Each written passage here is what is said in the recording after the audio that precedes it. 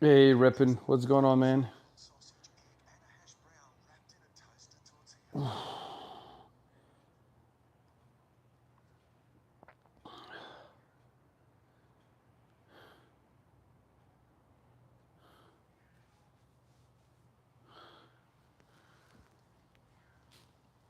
Oh, man.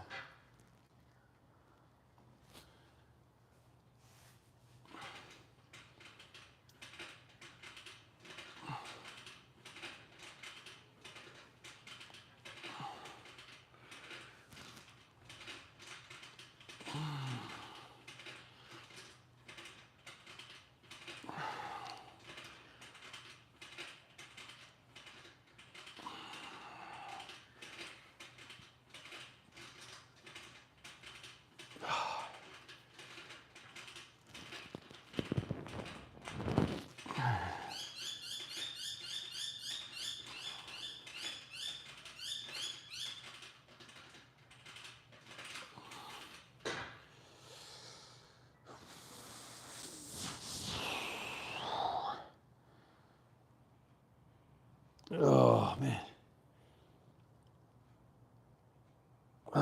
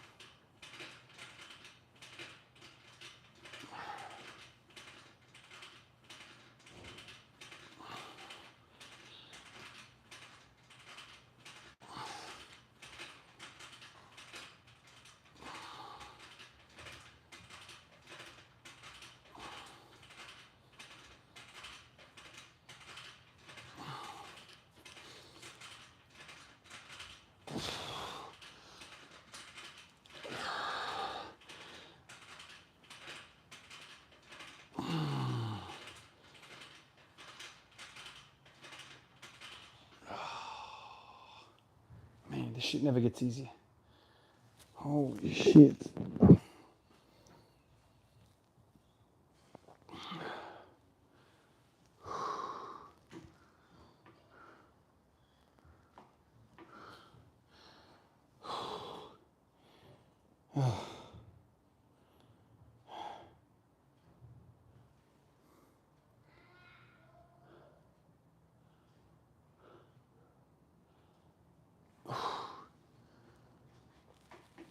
Oh, man.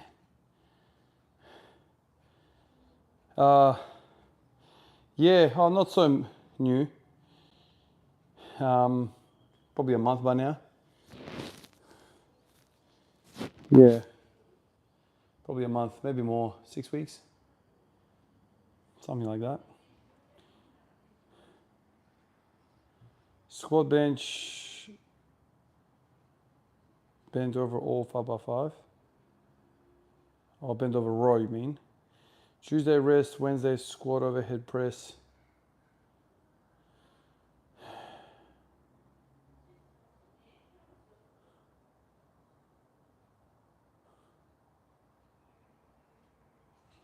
And repeat. Victor, I don't know what to tell you, man. I mean, just mentioning what you're going to do doesn't really mean much when I don't know the intensity you're training, the volume you're training. I don't know what your goal is. I don't know what you're chasing. There's a lot of things that you can't just say, what do you think about squatting twice a week? How are you going to squat? What intensity? Um, what are your needs? What are the weaknesses that you have? What sort of level are you at? There's so many other questions. Like with a question like that, I'll give you an answer. Let's say, yeah, that's great, but that's not like that's nothing. Means nothing to anyone, not even you. There's a lot more to it, dude. It's not just squatting. It's how. The exercise selection is the exercise selection is just a small part of it. Hey Retro, what's going on, man? Execution Sommet, hello. Ivan, do you have any videos to teach lifters to do an upright squat? And still doing good morning squat. Hey, that's my problem as well, man. I'm not somebody that's an expert in that area. Over the years, man, my squats ended up being more and more bent over the years I've noticed. I used to squat heaps more upright. And then as the deadlift has increased, you know, when I was deadlifting 220, my squat was pretty upright. And as the years have gone on, and as I've gone to 240 to 250, 60, 280 deadlift, for some reason, maybe because I'm strong in that position now, I've kind of developed more and more of a bent over squat, which is something that I'm not happy with, but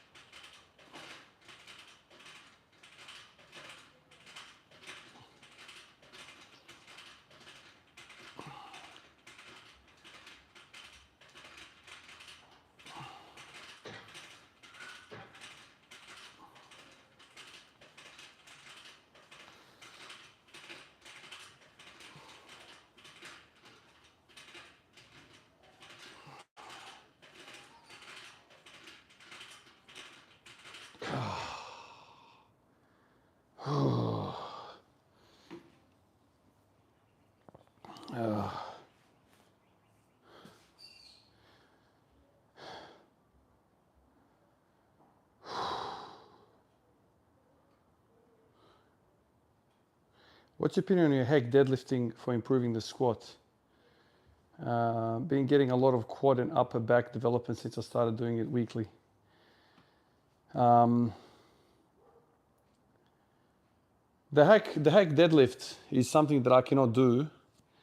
I think you need to be a certain type of proportion in order for you to make that work. And people that have long arms will be able to do it well.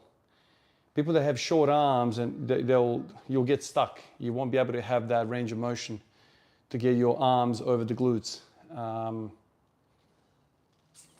At least that's my problem. And then in order for me to compensate, I need to round my lower back like a lot. And I never want to be in that position. I think at that point you're just asking for trouble. And I never want to kind of introduce that into a lift where the success of the lift is determined by, you know, how bad the form gets. And so, as you guys already know, like I am big on form and making sure I don't get injured first and foremost. So something like hack deadlifts is not for me. But I've seen a lot of people with kind of longer reaches do quite well with it because they can maintain somewhat a straight back while doing it. For me, doesn't work really well. I'm not even talking about like, you know, having rounded shoulders. That's never a big problem. It's the lower back that rounds and have that posterior pelvic tilt. That is just asking for a bulge in the lumbar spine, which is all too very common. And in my line of work, that's like probably the most common injury with nursing staff and doctors, you know. So I don't want to come in here and contribute to that whole freaking progression of a back injury in nursing after a couple of decades. Retro says, I see I'm going through the same problem and I have a tall friend who's suffering from that, and there's only a bit of YouTube that teaches how to fix that. So currently working on that.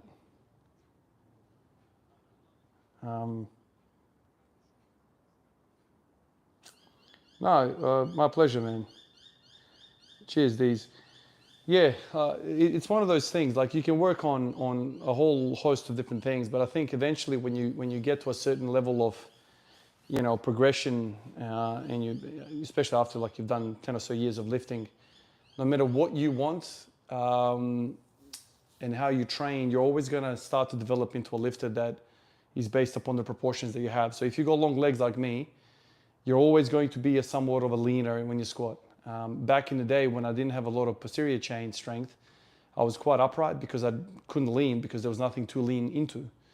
But now with the deadlift being 285 and the squat, as I'm progressing, it's only going to get worse and worse, this discrepancy. More and more, I'm going to be more lenient towards that type of movement pattern. And I used to really hate that. I used to fight it really bad, but now I've just kind of accepted it. And I've kind of structured my training according to some of those proportional weaknesses that I have, right? So no matter what happens, I'm not going to grow longer arms. So on a deadlift, I'm going to have to work on certain things. On the squat, I'm going to have to work on certain things. And I think once you realize that as a lifter, which box you fall into, then it kind of almost makes sense on how you're going to approach this stuff. Like it's not going to be month by month drastically different weaknesses. It's not going to be. If you got really long legs, a short torso, and short arms, you're always going to have to work on your lower back. Your lower back is going to be very, very bent over in the starting position of a deadlift. So you're starting with that bent over position. Now, having long legs and a shorter torso makes that lower back work less in a way. But what you're going to want to focus on is quads and upper back. Upper back is going to be your kryptonite, man, and quads. So, but if you're flipped completely reverse and you're the squatting type and you find it very, very easy to squat perfectly upright, you're probably going to have a terrible deadlift, speaking. I've seen people like squat 300 and deadlift 300 at the same time. It's like, what the fuck? That makes no sense to me until I learned this fact. That person is probably short legs, long torso. So no matter what that person does, they're not going to have a good time deadlifting. They're going to be predisposed to a lot of back injuries, and it's just going to be, they're always going to want to squat the weight off the floor. Whereas me, I just want to lean over and pick it up. So you will never see me squatting 300 and deadlifting 300. If I'm to squat 300, I think my deadlift needs to be like fucking damn near 800 pounds or something.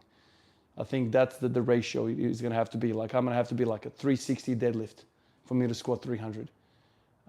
And so once you kind of realize that these are the proportions that you have, you just have to kind of go about it, and just plan your training accordingly. Same with the bench press. Like if you got short arms, you're probably never going to have trouble locking out a freaking bench. You're probably never going to have that. Your thing is going to be off the chest. A lot of this is just physics, man. as much as I hate to squat the way I squat, and a lot of you guys say I squat nice, but I first got excited about squatting when I watched guys like Klokov and Lou and all these guys squatting perfectly upright. I'm like, fuck, I want to squat like that. And it took me a whole stack of years to realize, that's not going to be my reality.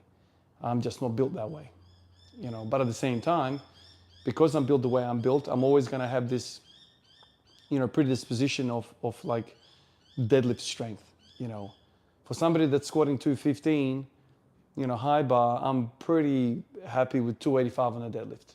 And to this day, like the deadlift always feels good. Never injured myself with deadlifting, never felt any weird way about it. Squatting though, oh my God, the moment I bump up the squatting volume, straight away the hips start to get pissed off.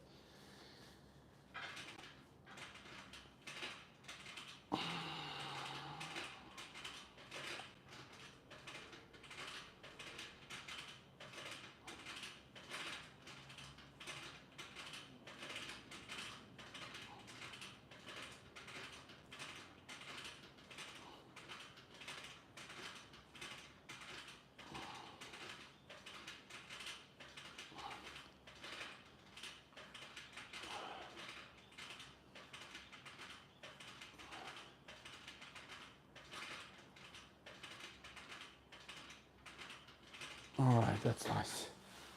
Nice little warm up with this thing. All right, now where am I going to put you guys? Turn this freaking light on. Beautiful. Now that's on.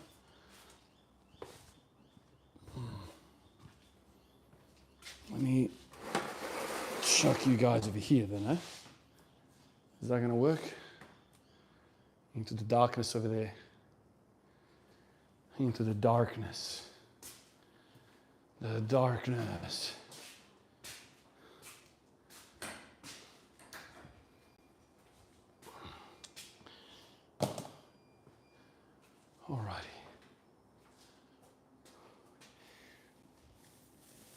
Warm up the shoulders for this front squat business.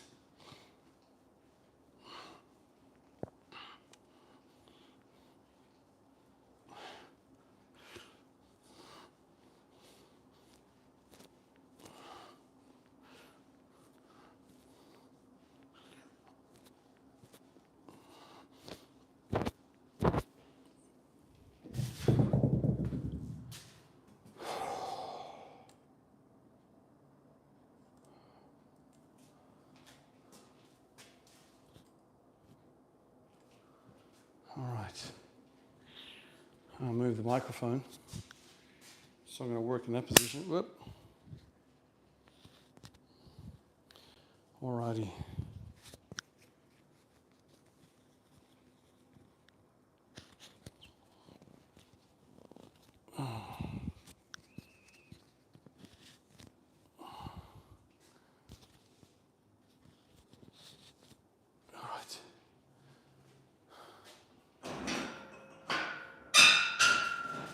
Alrighty, let's warm up.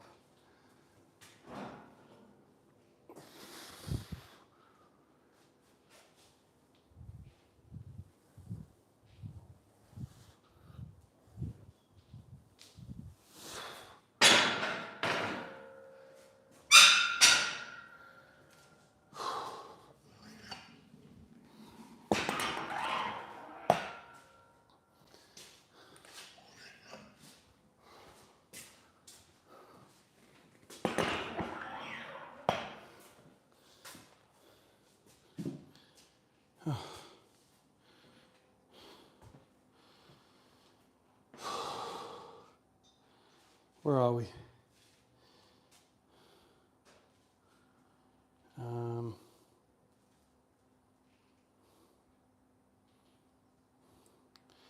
Very well said.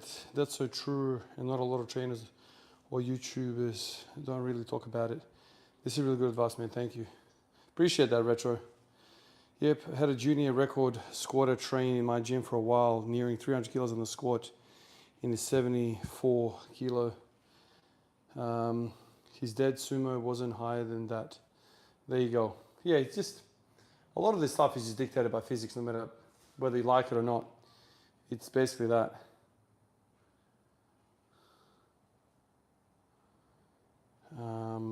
Retro says, yeah, as I was explaining, I could realize things are similar with me. 700 can be easy if you just up the girth of your... I can only squat 200 for 2. Guess I'm not a man.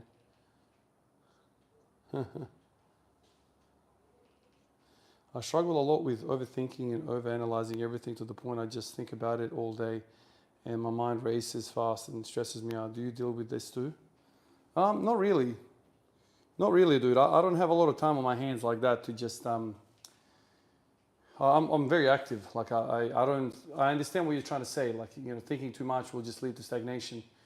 I'll never say to you, stop thinking. You know, thinking is very much a quality that you should be proud of. There's too many people in this world that don't think at all. However, with a lot of thinking and generally with, you know, high intelligence people, there comes this side effect of depression and mental health problems, to say the least. And I've seen that both in my personal life. I know people in my life that are very, very intelligent doctors who struggle with this. You know, very, very highly intelligent people tend to have a lot of thinking, you know, and a lot of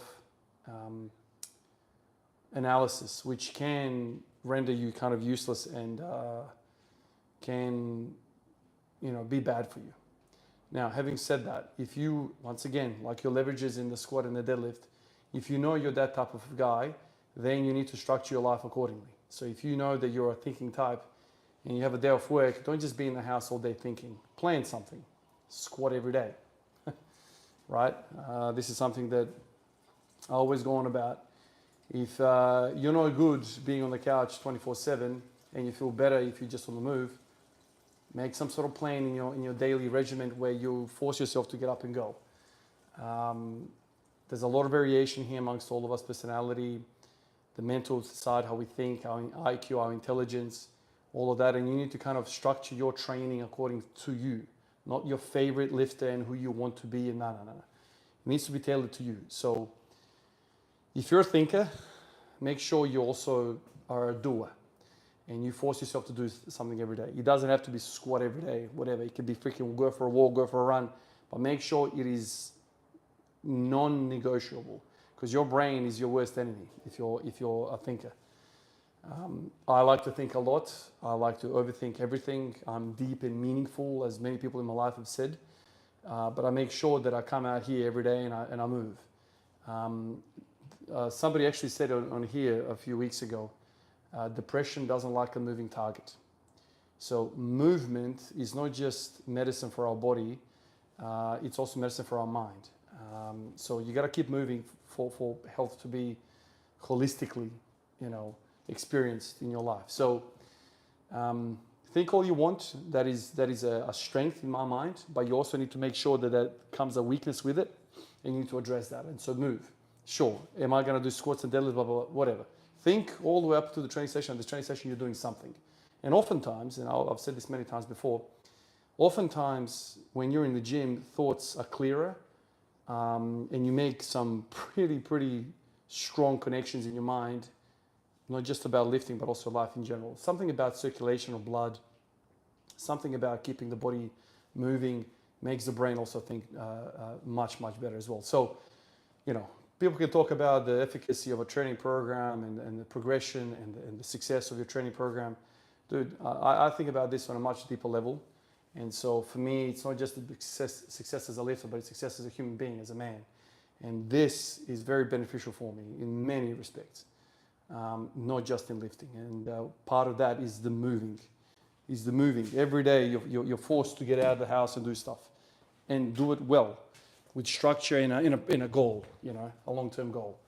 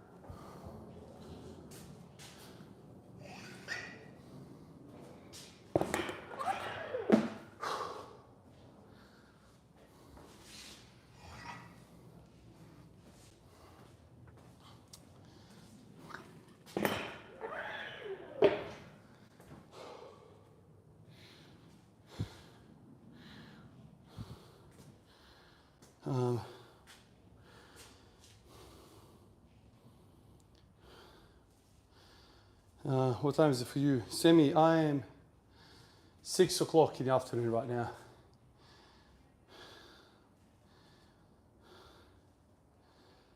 Addiction. One thing he said was, addicts who have recovered usually just don't have time in their life for their past use. Ooh, that's good. Yeah, you got to stay active, man. If you've ever gone through some grief in your life, and you've dealt with some grief, if something bad has happened in your life, the worst thing you can do is stay in your house on your bed, on your couch, and sit there and think, nah, dude, that is a ticket to the downward spiral.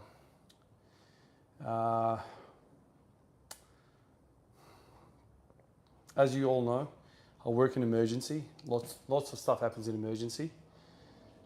Lots of stress, and I work there a lot. You work there a lot if that's your primary job. And so it kind of makes sense to me that I fall in love with squat every day, because this is my way of recovering from that stress. Not that I am saying to you that I'm really stressed at this work or whatever, But I'm very well aware that what we do in emergency is not normal. Like this is not, people that work 9 to 5 in an accounting firm don't see the shit that we see. On top of that, me being a deep and meaningful kind of guy, you can see how these two things would come together and cause havoc in somebody's mind. And so it's by no accident, I think, that I have stuck around squatting all the time, all these years. Like I keep saying to everyone, there's a lot more benefits to staying active every single day, more so than just this arbitrary goal of being the strongest powerlifter in the world. There's a lot of powerlifters in this world who are much, much stronger than me and who are struggling with mental health. And to these people, I'm like, there's a way of approaching even your training to make it more better for your life. I'm not saying squat every day, nah. But even on your days off, go and be active, be active, be active, be active. Now, a lot of these people are not like me, or maybe some of you guys that are listening who don't think, they're kind of whatever, certain type of like stress-free kind of people. And I've met a lot of those as well. But if you're the thinker type, like I think you'll be much more, you'll benefit a lot from just staying active all the time. There's a saying in Serbian that goes something along the lines of, your work, your activity is what keeps you healthy. So if you just continuously go on about your life, continuously moving and continuously working, you will live to 100 years old. The moment somebody retires, whether that be whatever age, you start to decay, and when you really stop moving is when you are dead. Dead people don't move. And so there's a progression. When you're like a 1-year-old, I watch my kids all the time, I've got a 2-year-old. The guy never stops, dude. Like he is never stopping. He is always moving and running and crawling and jumping, and he can't watch TV. He's like this, like this. Now, as an adult, you're like, why can't you keep still? He's keeping healthy, bro. Like you're the problem sitting there motionless for 2 hours while you watch a movie. No, he's like this. Watching the movie like this. Now, you could sit there and be like, oh, he's just a kid. That kid has maintained his health for 2 hours watching a movie more so than you. You're just stationary. And so the 2-year-old peak health and a 100-year-old man that's dead, completely still, you can see the progression. Movement is freaking health. Like I can't explain to you guys any more clearer than that. Move, move, move, move, move. The reason why you put a bunch of kilos on in your late 20s and your early 30s is because you're not running around every recess and every lunchtime. You sit your ass down at work, you sit your ass down in the car, you sit your ass down after work, you're just sitting your ass down all the time. You don't run to the kitchen, you don't run to the fridge, you don't run to the toilet, you walk. My kids running all the time. Hey, can you get this control of it? They don't walk. And so that is why kids are really, really healthy. This is why kids that are playing too many video games is so bad. When you see a chubby kid, you're like, how is that possible, dude? Like, kids should be active, running around all the time. But like the way the world works right now, everyone's plugged into Wi-Fi 24/7, and it's not good. So you're listening to this. It doesn't matter what age you're at, powerlifter, bodybuilder, runner, whatever. Just move every day. I'm not asking you to do your 1 rep max every single day, but you cannot tell me on your day off, whatever your frequency is, you come out here. You come out here, you pick up the barbell, you put 0 plates on the bar, you squat the shit for 20, then you come back inside the house. Nobody can tell me that is not beneficial. If you're smart and you think about the whole picture, that is beneficial. I'm not talking about the benefits of getting a world record in the bench or the squat. No, I'm talking about you as a human being. It's something more important than an arbitrary number on some whiteboard that no one's ever going to read ever again. That's my point. Oh, Sammy, thank you for the gift, man. Thank you for the coffee. Thank you. All right, let me stop talking a little bit and start moving, eh?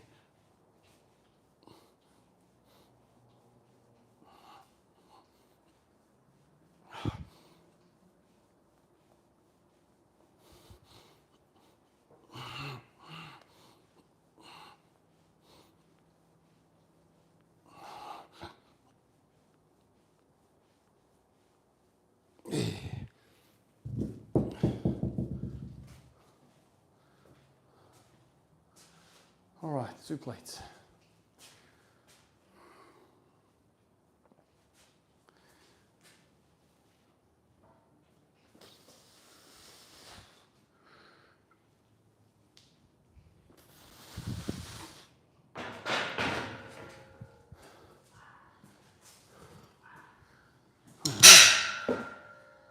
Let's do 2.5 plates.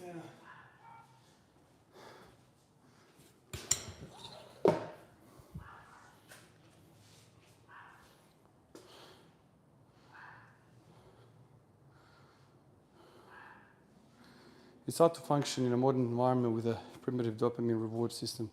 Oh yeah, for sure, dude. Very, very hard. Mindless scrolling, yeah. Death scrolling, as they say. Yeah, I think sports and like these recreational things that we do, so important, man. And like I keep saying to everyone, it is so much better, for me at least. I'm not saying you need to do the same thing. It is so much better for me to say to myself, every single day I'm gonna squat every day. He could have been deadlift, it could have been anything. But just the fact that I have in my mind, somewhere in this next 24-hour cycle, I will train. It can be very, very light, 15 minutes. It could be a slogging session of 3 hours. In my mind, there's no discussion like, this is happening. And just the act of ticking that off in my mind is just awesome. I just feel very accomplished when I go about my day because I know I've done this. And you know, people get caught up in the, oh, Ivan, like, you know, you're doing it for the streak. No, I look at it day by day. Every single day that I'm able to come out and do this, I think I'm lucky, I'm blessed, I'm healthy. Everything's gone my way in my life for the last 5.5 years. Thank God for that.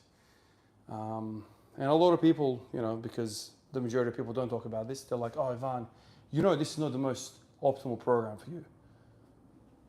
Speaking in which terms? Powerlifting? Probably. In fact, you're right. But that's not just what's going on here. I'm not doing this to be the best powerlifter in the world. I knew very, very early on in my life that I wasn't going to be anything special in this sport because I picked it up at bloody 25. I started doing this stuff at 25 years old. So the chances of me doing anything special in a sport that I pick up at 25 is not going to happen.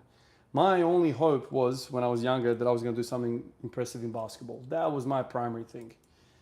All of this stuff now is just, it's something that I want to make a lifestyle and something that can benefit me a lot across multiple different areas of my life. It's not about, you know, being the sexiest man on the internet or the strongest man on the internet or whatever people train for.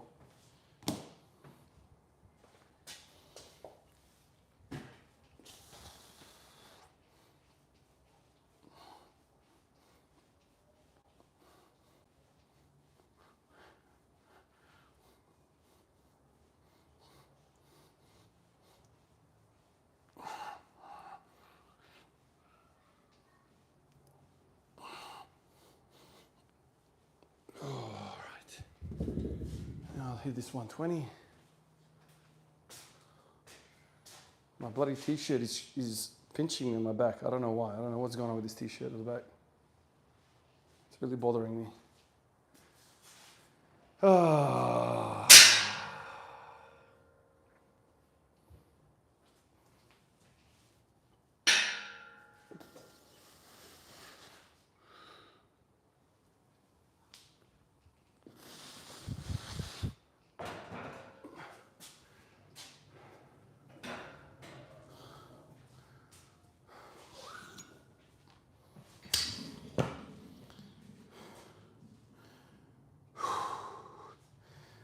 I'm going to get this ready for the next lot of training.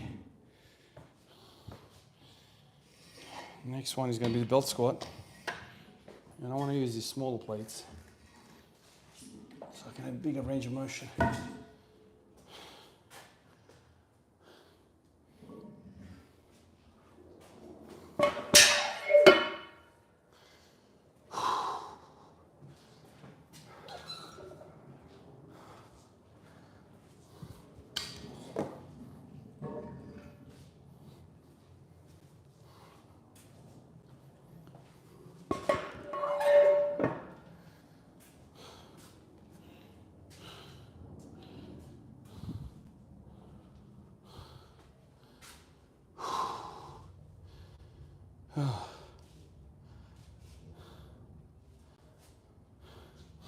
Oh, maybe, man.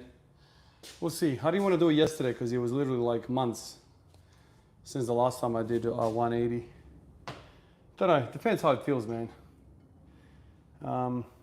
After that 170 yesterday, I feel a little bit of glutes, which is so interesting to me, man. When I tell people that front squats is more back for me than back squats, people are like, no way, that makes no sense. It just lights my whole posterior chain. Like, and when I say posterior chain, I'm talking about like from the upper traps all the way down to the glutes. All of that just needs to go into, hyperextension galore, like this. You can't afford to squat like this. Sometimes when I do back squats, I squat like this. You can't do that in front squats. In front squats, you have to be like here. Just completely different vibe. 2, 3, 4, 5.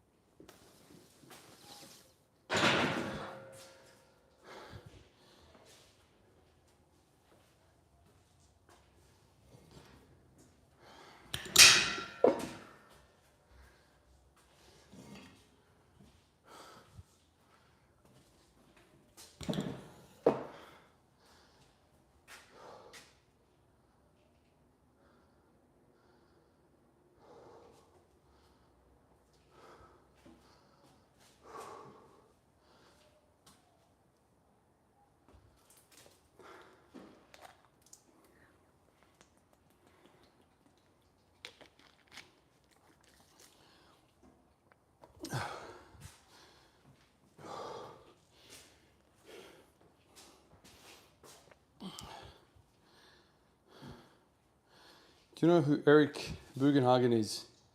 I do, man. If so, do you have any thoughts on his approach to training? I don't know anything about Eric, man. I've seen him over the years here and there, but I don't really follow him. I don't follow that type of training. I don't follow him at all. And I don't really follow, I might be saying something controversial here. Maybe it's, I don't know if he's admitted it or not, but I don't follow people that are using things. I just can't relate to that kind of stuff. I might be saying something that is controversial or whatever, but I don't follow people that I have any inkling that there something might be going on. It's just like there's nothing for me to gain there. So I don't follow people like that. I like him, strong.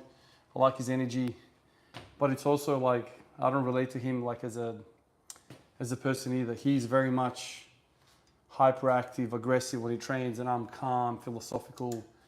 I sit there and I think and I talk, and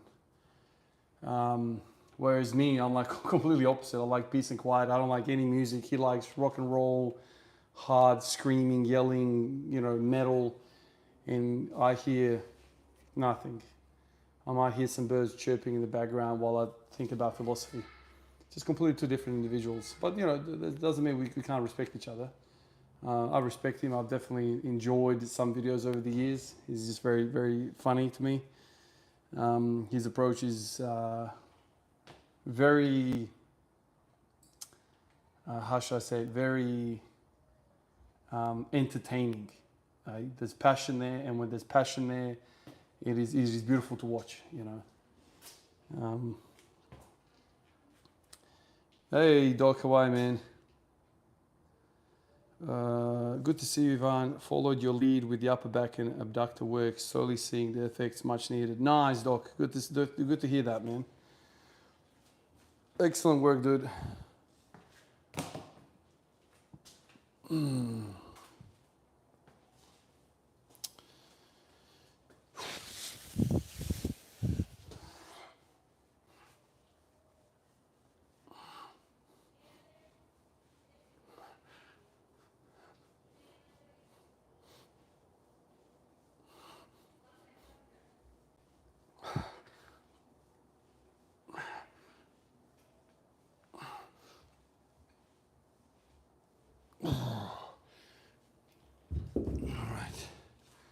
So that was 6, I think. 1, 2, 3, 4, 5, 6.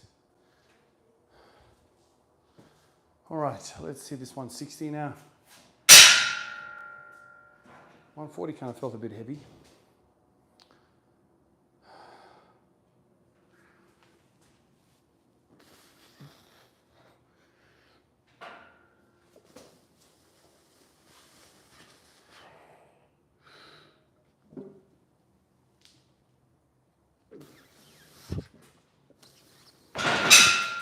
One of the things that happens when you don't front squat for a while is that you bruise on the collarbones. You lose that fitness to front squat. And so right now I've got these bruises on my collarbones, which will numb out eventually, but right now, fuck, I'm getting kicked. I'm getting my ass kicked. Anyway, that's all I wanted to do for that. Just some singles. And now, the main event. And the main event is going to be over here. This is what we're here for today. Right here. Is this a good camera angle? I'm not even sure. Right there. Beautiful, mate. Bloody beautiful.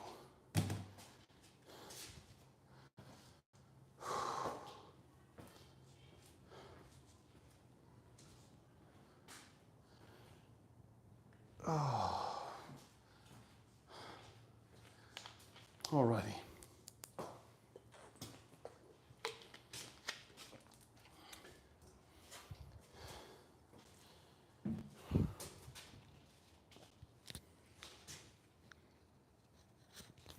Okay.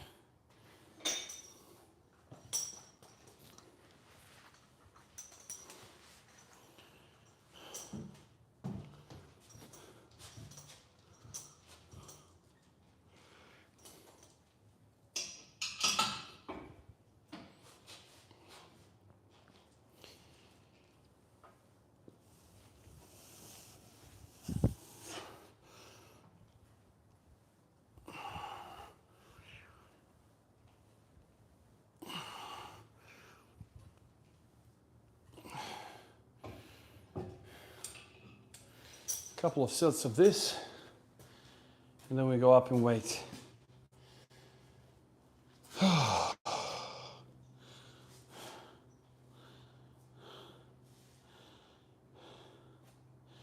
Eric has definitely hopped on in recent years, but he had a long stretch of drug-free lifting and contact me beforehand with his own philosophy and approach. Interesting to learn about. Yeah. When was the last time you did a true max effort sprint? Is that something you would incorporate? Do you think you will get to day 10? I don't know about it. I don't even know if I'm going to get it tomorrow, man. I don't approach it that way. No idea. When's the last time I did a full sprint? I can't remember. Probably when I last played basketball, which was, oh God, 4 or 5 years ago. Proper match. Maybe less. No, definitely less. Maybe like 3 years ago. Would I incorporate it? Nah. No way. It's too risky, dude. Sprint training and powerlifting are two completely different genres, and sprinting is not something you treat lightly. Sprinting is the main event. Allegory for life. His philosophies come downstream from his lifting. Nice. He was natural in his early years, but definitely looks like he's on gear now. Yeah. Figure out your belt squat set up yet? Yeah, I think what I've done now with the belt squat is feels the best, which is like wide stance. I decided to leave the weights facing upwards. I thought about putting them to the side so I have more space for my knees. But I've realized that I've got these other plates which are not Olympic circumference or radius, whatever you want to say it. So they might be able to give you more space, just enough space for me to work. So yeah, that's kind of the current thought.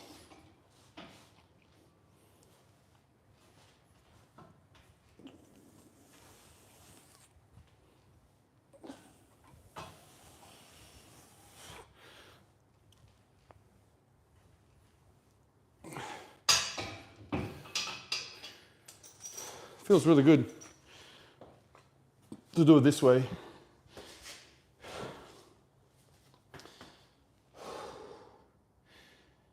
Hey.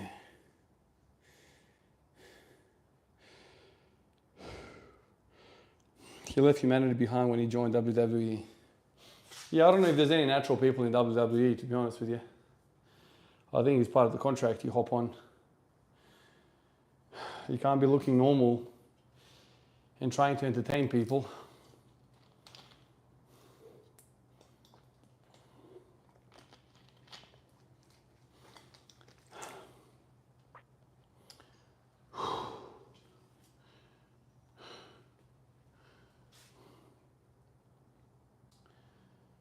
What kind of phone do I have? Oh, I've got two phones. This is the old iPhone 7.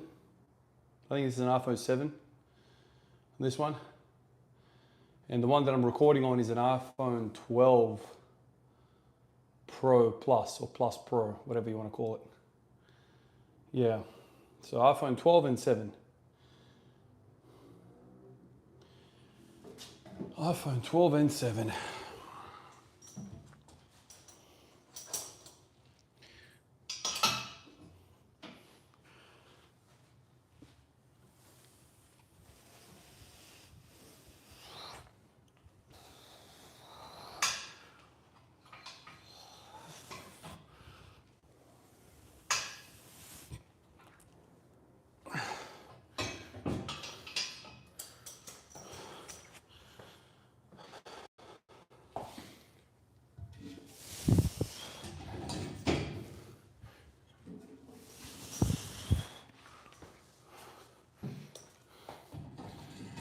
All right, it's one plate.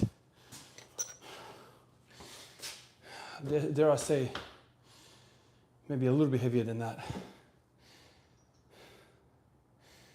Oh, Deez says, I'm off for the night. Do a rep for me. Thank you, Deez. Appreciate you, brother. Have a good sleep, man. Thank you for the support, dude. Much appreciated. Long femurs rise up, that's it. Yeah, man, I'm part of that clan for sure.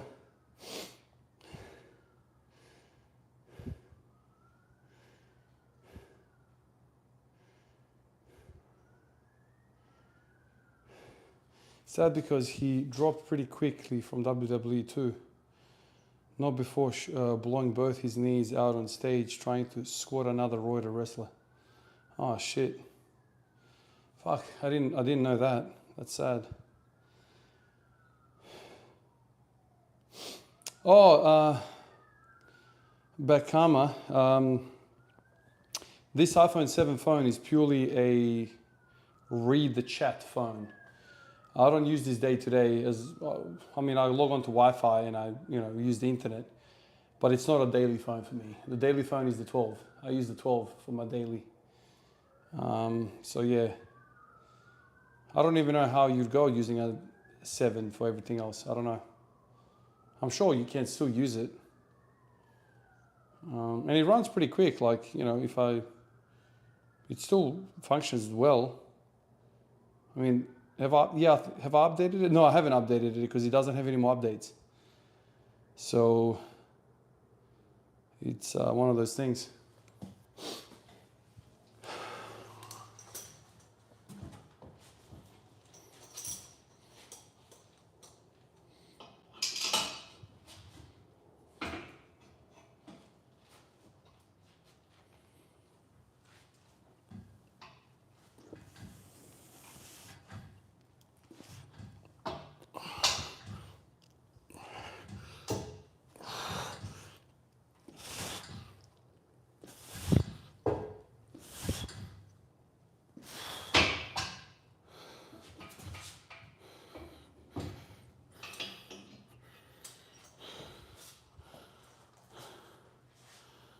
I was bottoming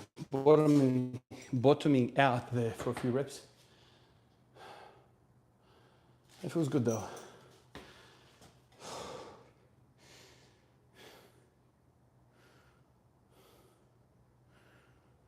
Oh, okay, Boyan.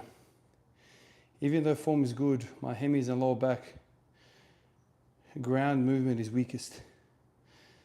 Huh. I started doing lower back extensions, few sets.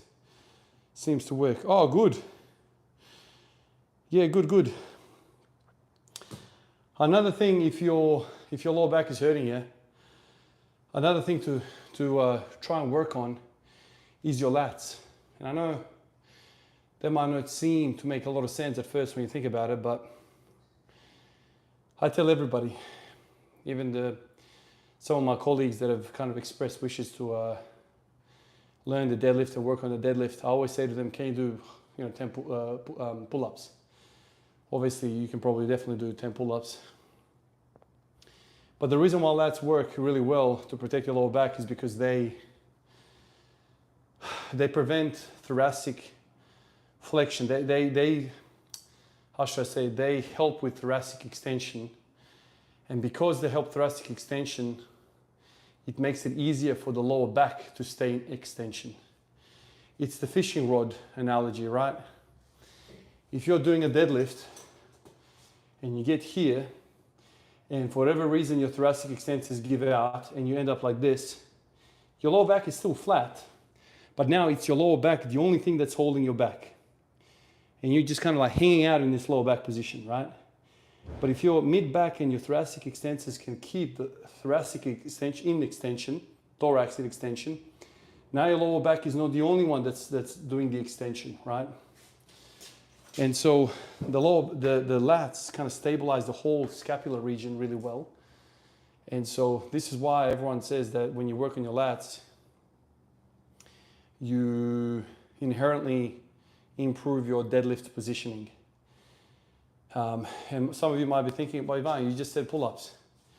The reason why I say pull-ups right away is because I feel like rowing comes later down the track. Unless you've got access to a chest-supported row, I would definitely work with pull-ups. Work with them, get good at them. But then when you get to a level where you're adding weight to the pull-up, I think you should transfer over to the row. The row is going to be more beneficial for you if you just think, if we're talking just about strength, we're talking about bodybuilding here. If we're talking about strength and its carryover to the deadlift, I think the row is by far the more superior. And I've made my point on that clear many times, and I think a lot of people have had difficulty with that thought and have fought me on this. But that's been my experience. For me, it is the way to go. Do pull-ups. When you master the pull-ups and you start to add weight, don't add the weight. Spend most of your energy on the rows. That's it. You can also do, whatever. People say do everything. You can do that, but like for me, it's like, why would I want to do something else when I know this thing works better? But I'm purely talking about performance here, the deadlift. I'm not talking about aesthetics or whatever. I know everyone wants that V taper and whatnot. But thickness is what does the job when it comes to strength. And the rows train your thickness.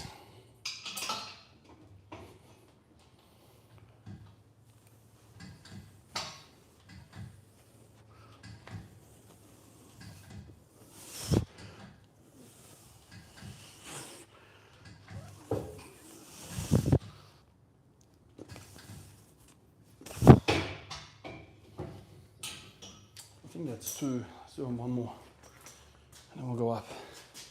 I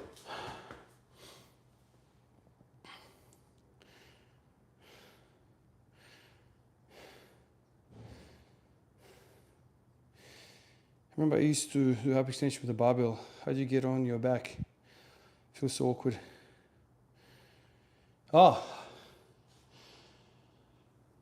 You just go into a bottom position. As you're hanging there, you just do a pull-up. You do a pull-up on the bar when you're upside down. I know it's upside down, but I still call it a pull-up. Kind of like a lat pull-down, just in reverse. That's how you do it. I can do 22 clean wide pull-ups. But makes sense, if lats are not main mover there, he's working overtime. Yeah. Annoys my hemis fail statically before lats. I guess they're hyper weak. Oh, there you go. Yeah, that's interesting information. If you can't maintain the position in the row, then there you go, you found your weakness. You gotta bring those suckers up. You see how, you know, these movements and your proficiency in these movements will basically direct you towards your weakness. Yeah, if you struggle with the barbell row, man, you know, I would definitely do it, but, you know, regress it to a point where you can, you know, safely get 10 reps. And then as a side, I would definitely attack the hemis head on. If you're doing barbell rows, probably RDLs won't make sense because you'll be taxing your lower back too much. So do like, you know, seated leg curls or lying leg curls or something like that. That would make sense to me. Progression, would you suggest for high extensions, 3rd set to 20? Yeah, I did that. I did 10 sets of 20. I actually did 20 sets of 20 at a point there. I freaking fell in love with them big time, man. And that kind of led to me getting this damn thing. I absolutely love it. And it goes beyond me trying to progress on my movements. This is, like I said in previous lives, man, like this machine is, I think every household needs one, to be honest with you, man. Like if you ever happens to injure your back, there is a traction device right there. It's a traction device, man. Like you just get in and hang. Yeah, think about it. How many exercises can you truly do for your lower back where you are tractioning the spine, meaning you are separating the vertebra away from each other, and you are able to work the muscles surrounding it? Very hard to emulate that in anything else. And so if you've got a bulging disc, that's exactly what you want. You want the muscles around it to get stronger while not impacting the compression on the spinal cord on those discs.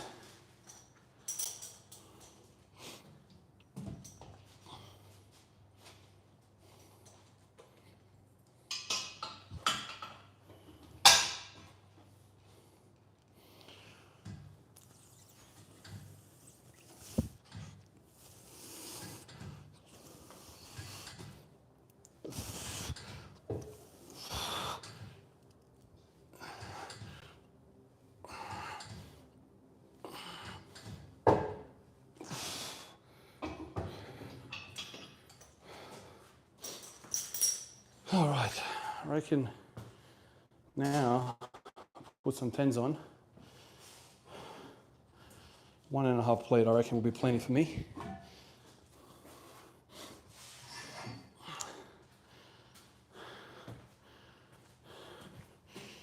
Three, 3, 3.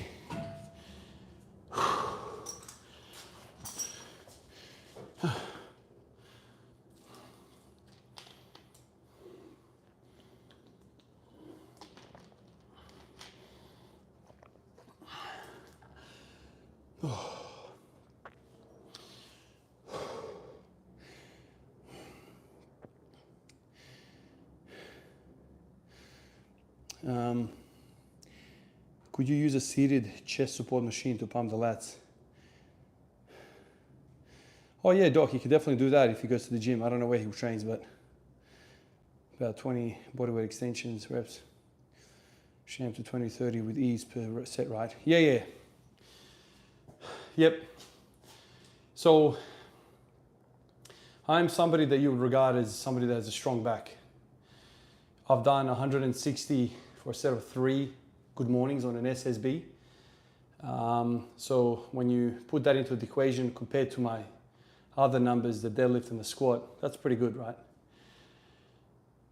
So if you aim for like a body weight GHD back raise for a set of 30, that is mint. In fact, over the years, I've worked out that adding weight on the GHD back raise was less beneficial. You know, the body weight stuff is amazing. And the other thing that I'll tell you about this is when you do back raises on the GHD, it's weird. Like you don't train your eccentric as much, right? Because there's no load on you. Like it's not like you're doing RDL. So it's basically purely a concentric exercise.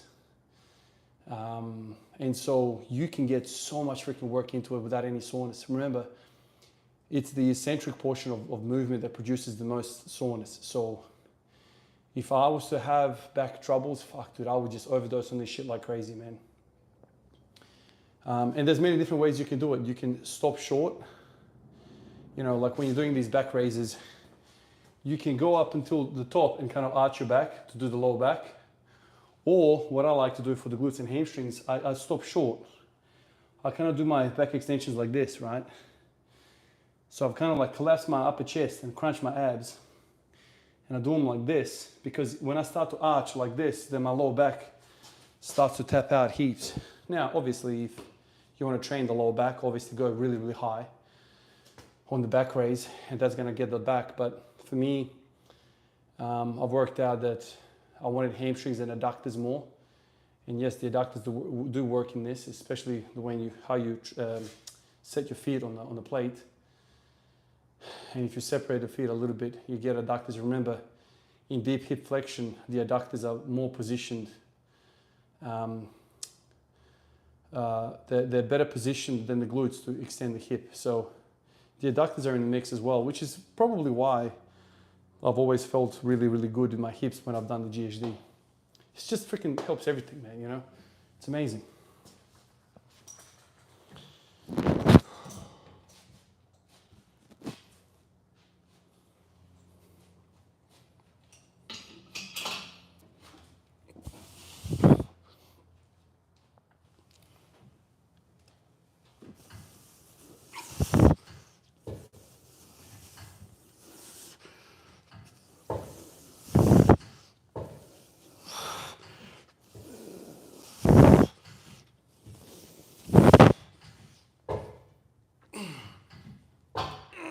Yeah, that's fucking heavy ass for me.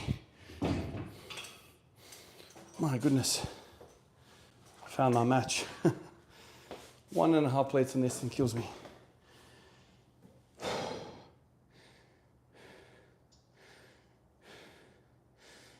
Absolutely tough.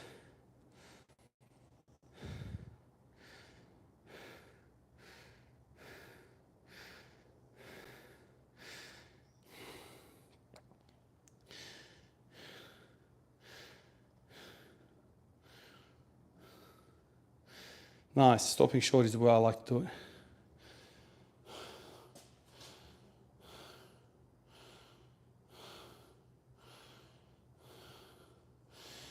Yeah, if you feel pain, address all that before loading up. The body's telling you something, there's a weakness there. And if your hamstrings can't tolerate rowing, I would suggest hamstrings are the weak link.